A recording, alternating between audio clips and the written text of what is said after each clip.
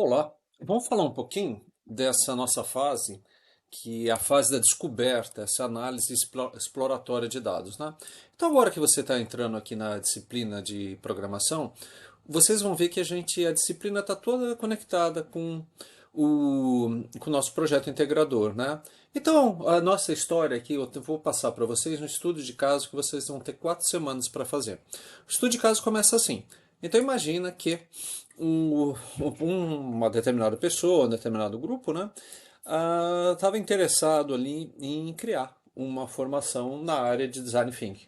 Bom, quem poderia ser esse interessado? Digamos, um professor da Unifesp está interessado em dar um curso de extensão em design thinking, né, em pensamento de design. Ou, de repente, assim, uma outra situação qualquer ali que ocorreu, né? Então vocês podem traçar um paralelo ali com seus grupos ali de projetos, né? Tá bom. Então, assim, bom, mas quem é que está interessado em design thinking, né? Se você for pensar assim em termos de uma netnografia, não etnografia, netnografia, ou seja, etnografia da rede, né? Você poderia pensar, bom, né? Vamos procurar lá no Facebook, vamos procurar no LinkedIn, vamos procurar em redes sociais aqui, né? Para ver quem é que trabalha com isso. Então, assim, eu dei uma sapeada rapidinho aqui nas redes sociais, olha só o que eu encontrei, né? Então tem um grupo privado Design Thinking, 5.200 membros, uma comunidade do designer, né? 35 mil pessoas, né? Olha só quanta gente, né? Design Thinking do Brasil, né? 1.500 membros. Design Thinking da Educação, 974 membros, né? Aprendizagem Criativa, 1.800 membros, né? Educação Maker, 3.000 membros, né? Então você começa a ver aqui que deve ter muita gente aqui trabalhando interessado em design thinking. Eu coloquei aqui alguns grupos, tá? Ou seja, uma etnografia de 15 minutos, né? Mas provavelmente aqui, se vocês procurarem mais a fundo aqui, vocês vão achar mas muita e muita gente interessada aqui. Você vê que eu nem explorei aqui o pessoal da arquitetura, né? Nem explorei aqui o pessoal da, da parte assim de educação criativa, só um grupo que eu olhei aqui, né? É muito mais por aí, né? Aí você começa a pensar, bom, né?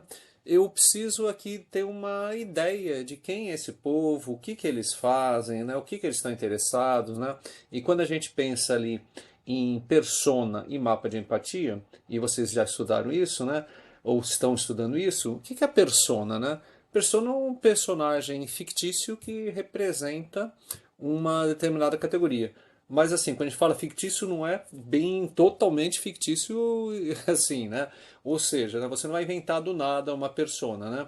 Então a gente teria que explorar isso aqui e verificar, olha, a característica principal aqui desse grupo aqui, sei lá, né, que trabalha com aprendizagem criativa ah, mulher na faixa etária entre 40 e 50 anos, que trabalha em escola pública, sei lá, como é que vão surgir esses dados? Como é que você ia fazer isso, né?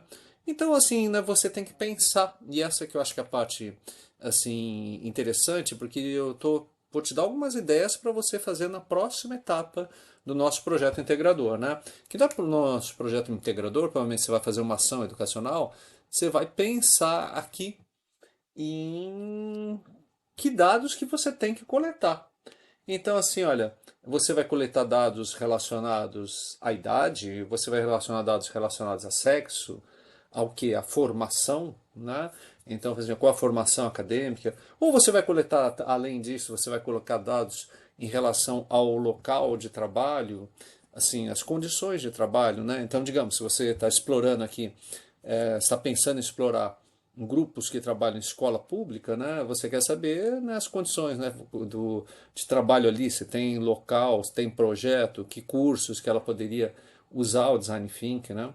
Então, quando você começa a pensar, se quer caracterizar uma persona, você quer caracterizar quais são os interesses dessa pessoa, né? Quais são as dores dessa pessoa, o que que ela pensa em usar o design thinking, né? Quando eu falo nas dores, é assim, tipo, tem um ambiente adequado para ministrar curso de design thinking, né? Ou de repente você está avaliando aqui um grupo que trabalha no pessoal maker, né? Então, onde que esse pessoal trabalha? Esse pessoal trabalha aqui em firmas de consultoria, né? Onde que esse pessoal está trabalhando? Está trabalhando junto a alguma associação, né? Onde é que está surgindo esse povo, né? Então, assim, você tem que bolar um questionário que, com base nesse questionário aqui, você vai coletar os dados. E coletando os dados, você vai tratar esses dados. Aí, provavelmente aqui, você queria criar alguns gráficos, né? Você queria verificar, olha, peraí, né? Eu tenho aqui esses perfis e dentro desses perfis eu quero verificar, por exemplo, aqui anos de experiência. Então falou, olha, eu tenho o Persona 1, 2 e 3 aqui, e uma tem muitos anos de experiência, outros não tem, né? Eu quero verificar a idade, quero comparar faixa salarial, quero ter todas as informações, né? Então como é que a gente faz isso? Isso a gente vai ver nesse curso de programação. Então, por exemplo, no curso de programação, eu estou passando para vocês imagina que essa etapa eu já fiz. Eu já fiz esse questionário, né, e coletei esses dados. E esses dados são na forma dessa planilha aqui. Então, essa planilha que eu estou passando aqui, eu só coloquei aqui 1, 2, 3, 4, 5, 6, 7 campos, mas na verdade tem vários campos. Depois, se você rodar essa planilha aqui na horizontal, você vai ver que tem um monte de campos aqui. Tem dados sobre essas pessoas, né? E esses dados vocês vão tentar trabalhar, né? Vocês vão tentar identificar aqui, será que dessas pessoas todas que estão aqui, será que eu consigo identificar quais são as pessoas? Será que eu consigo criar um mapa de empatia? Então esse é o objetivo do nosso estudo de caso. Então, na nossa sala ali no Moodle, né, você tem aqui o nosso estudo de caso. Nesse estudo de caso, né, deixa eu abrir aqui para vocês, né? Deixa eu aumentar um pouquinho.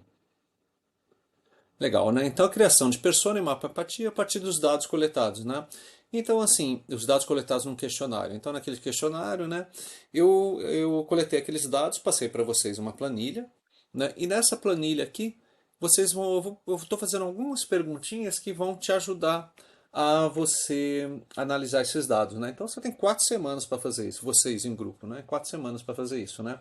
Então, são quem é que são os grupos? São os grupos do projeto, tá? Os grupos lá do projeto integrador. Então, a primeira pergunta assim, quantas pessoas responderam o questionário, né? Então, vocês receberam aqui uma planilha Excel. Então, se você clicar aqui nessa planilha Excel, não, planilha arquivo CSV, né? Se você abrir esse arquivo CSV aqui, vai ficar um negócio meio assim chato, né? Meio esquisito, né? Fala, meu, como é que eu trabalho com esse negócio aqui, né? Como é que eu como é que eu trabalho com esses dados aqui que foram coletados, né? Bom, né, por isso, né, nesse curso, né, uma das primeiras coisas que a gente vai ver é como é que você abre esse arquivo, né? Como é que você abre esses arquivos CSV. E abrindo o arquivo aqui, olha só, né? Você tem aqui, ó, você tem vários, deixa eu pegar uma canetinha para mostrar. Você tem aqui nome dessas pessoas que esses nomes são todos fictícios, tá? De pessoas que responderam o questionário.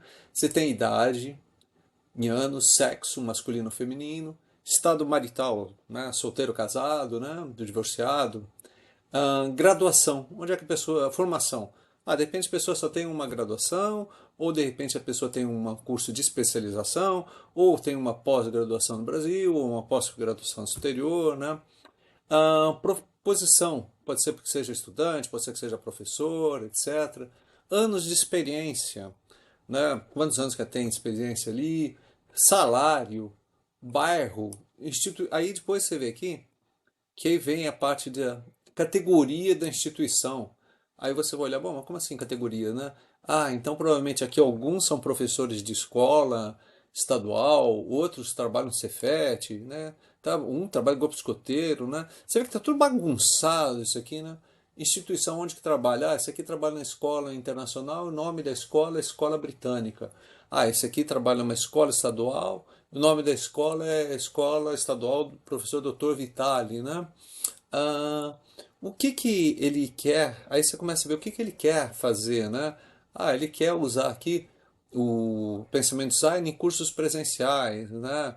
Ou ele quer fazer assim no produto assim, por meio de cursos massivos, né? Como é que ele gostaria aqui de de usar essa formação, de que forma, né? Ele gostaria de uma formação massiva, ele gostaria de uma formação por meio de um curso presencial, né?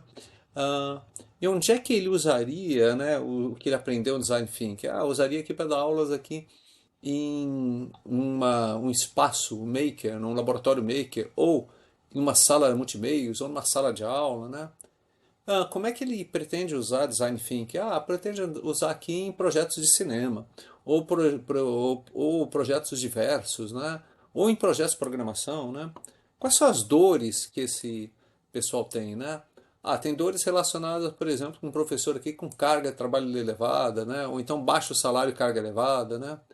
Quais são os ganhos que ela teria, essa pessoa teria em fazer esse curso de Design Thinking? Ah, ele poderia ter ganhos aqui de aprimoramento profissional, ou então para melhorar o currículo. Sabe lá que esse pessoal vai responder aqui, né? Ah, por assim, olha, como é que você vê o uso do Design Thinking? Ah, eu usei aqui o Design Thinking aqui como tem a ver com inovação, né? Isso são, agora você começa a ver aqui que são perguntas abertas, né? O que você ouviu dizer Design Thinking, né? Ah, ouvi dizer que ele é muito interessante. Ouvi dizer que nada é prático, né? Se você continuar aqui, o que você sente assim em relação ao Design Thinking? Olha, isso aqui o consultor, por exemplo, pode me ajudar a dar formações na empresa. Penso que não é prático, né? O que você diz ou faz, né? Ó, se eu vou usar design thinking, se for obrigado a usar, né? Sei lá que vou responder isso, né? Ah, ou então alguém vai falar, eu não vou perder tempo com isso, né? Ou então os design thinking projetos, eu quero usar o design thinking em projetos de software, Scratch, né? E como é que é o teu ambiente de trabalho? Ah, pode ser adequado, inadequado, precário, né?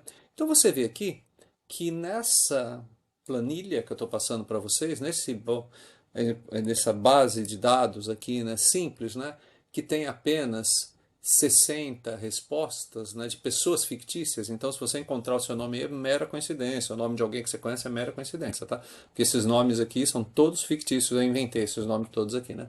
Mas pode ser que alguém tenha esse nome, né? Enfim, mas são fictícios, tá?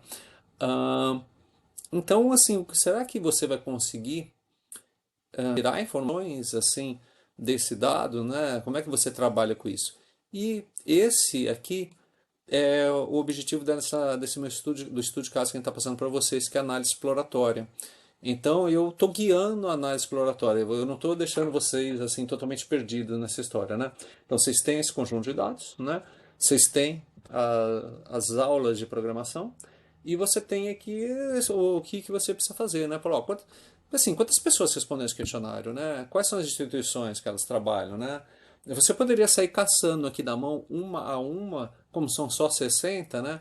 Você poderia passar algumas horas aqui fazendo isso e tal, você poderia chegar nesse resultado, né?